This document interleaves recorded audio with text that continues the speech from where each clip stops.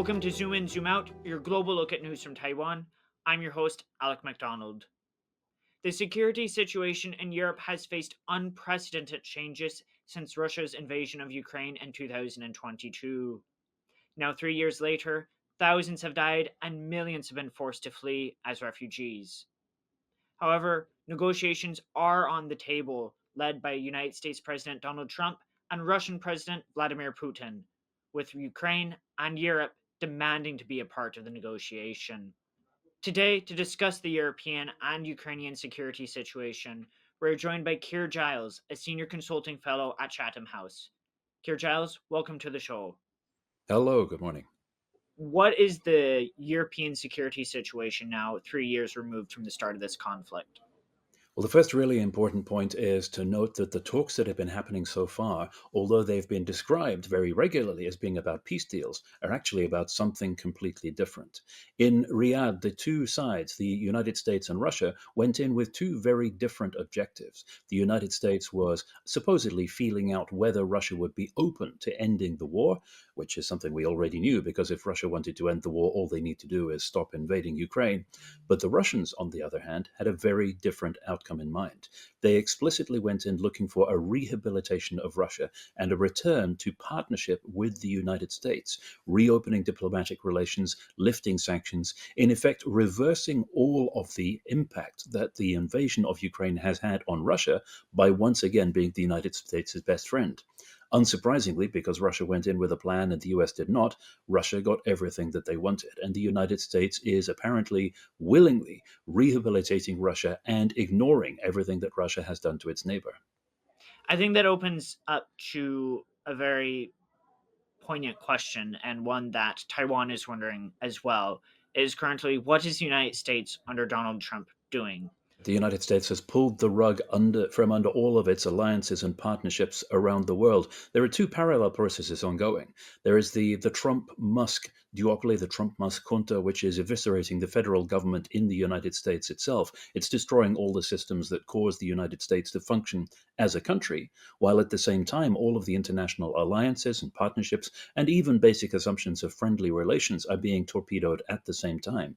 You have the United States not only cutting itself loose from standing against aggression in Europe, but also picking meaningless fights with its closest neighbors in North America, with Canada, Greenland, and Mexico. So it is a dual track program of eliminating the United States as a force for stability and even as a functioning country within its own borders. And of course, from the very earliest stages of Russia's full-scale invasion of Ukraine, it's been clear to Europe that if a marker is not put down and aggression is not deterred in Europe, that, of course, will encourage other aggressors around the world. And there's been a very direct and conscious linkage in the minds of European observers between the outcome of the war on Ukraine and the possible implications for Taiwan. Because if the United States refuses to deter Russia from invading a smaller neighbor, then what is the likelihood that it will refuse to deter any other larger aggressor around the world? What is the role that China is playing in this process?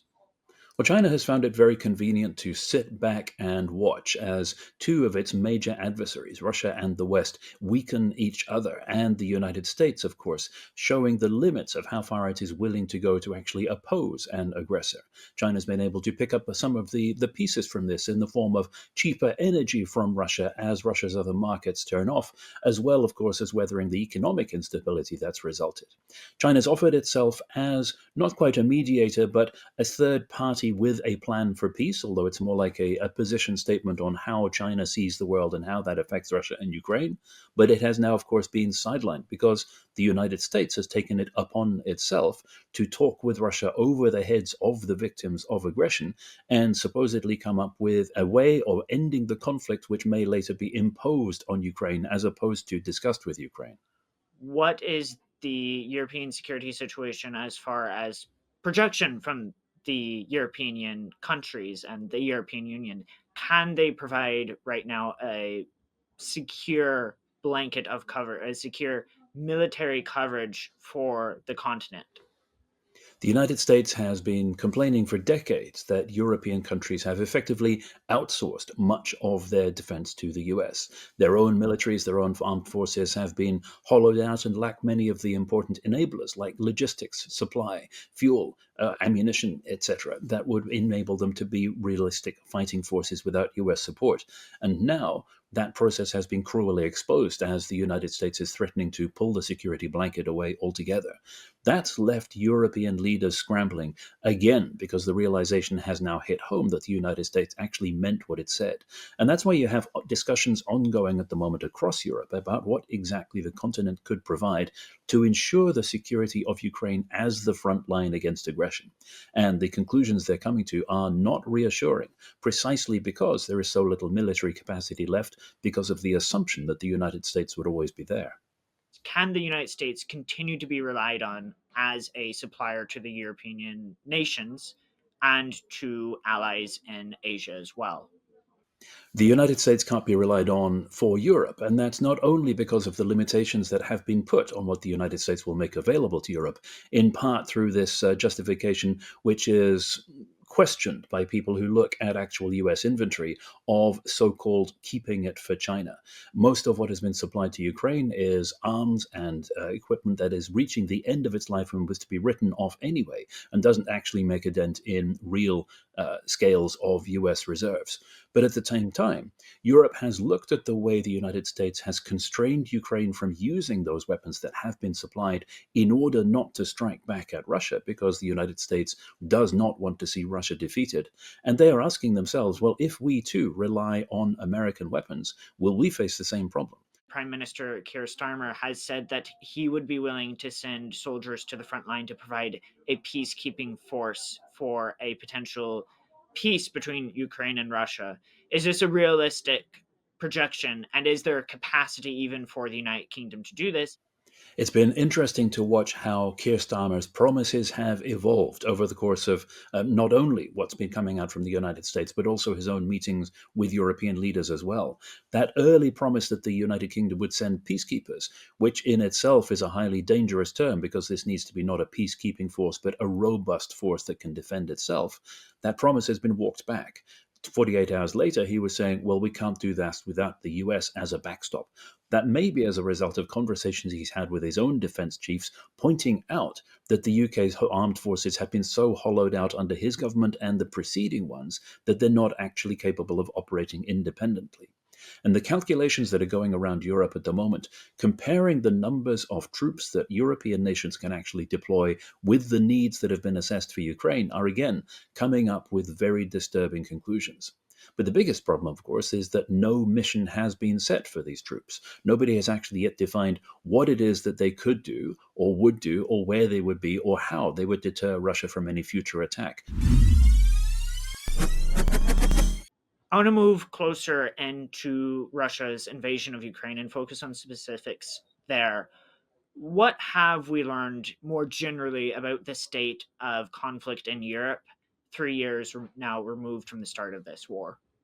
You've had a Russian army that took part in the initial invasion of Ukraine, which was effectively eviscerated, at least its land forces were, and has been rebuilt over the course of the conflict to fight an entirely different war than the ones that Russia first went into. But the fact that the Russian land forces have been gutted has distracted many European nations from the fact that Russia still has the power to strike at extremely long distances using its other forces.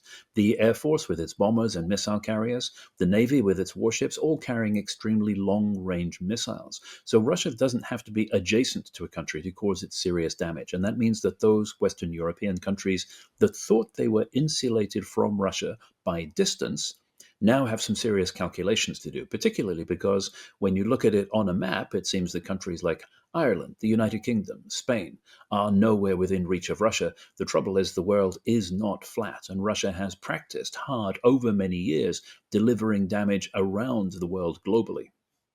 What have we learned from North Korea's involvement?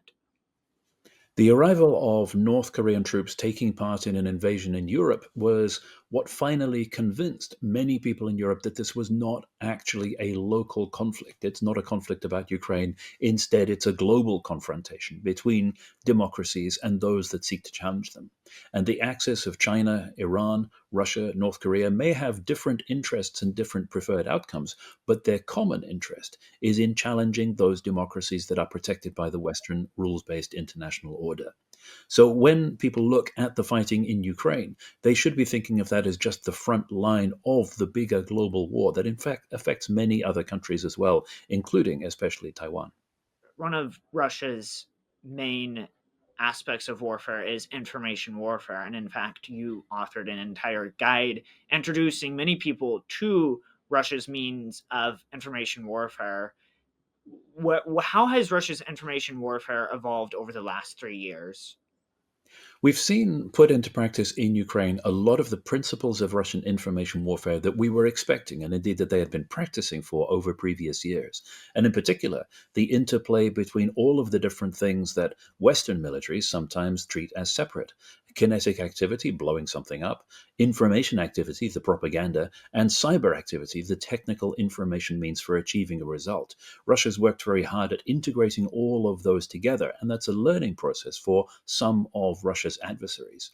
But of course, there are two different significant effects that come together when Russia is exerting information warfare. And that is the way in which Russia can predispose populations or armed forces not to resist, which is what they thought they had achieved in Ukraine, together with, on the other hand, the actual military push to achieve what they want. The ideal situation for Russia is if they don't need to roll tanks across the border at all in order to get their way, and that seems to be what is happening, unfortunately, in the neighboring country of Georgia. But Russia sees these two levers of power as operating and interacting between themselves to get the geostrategic results that Russia wants. Russia is building now on information warfare capabilities that have been exercised and deployed over the previous decades, not just the period immediately leading up to 2022, but preparatory work that goes back much, much further than that. And you can see a clear example of that in the way that Russia has exerted leverage on the United States through nuclear intimidation. The frontline states, those that would be most at risk from Russian nuclear use, are dismissive of Russia's nuclear threats. They know that this is unrealistic. They know that this is a bluff. And yet, because of the decade-long preparatory campaign that Russia waged against the United States in particular, the US, under the previous administration, was fully buying into these nuclear threats and, as a result, constrained its aid to Ukraine and appeared to be willing to constrain its aid to European countries as well. That's a major success for Russian information warfare in a way that most people really weren't even looking at. Then, what is a realistic picture for the results of these negotiations between Russia and the United States? As we mentioned at the very beginning, it's important to bear in mind that there is not a peace process.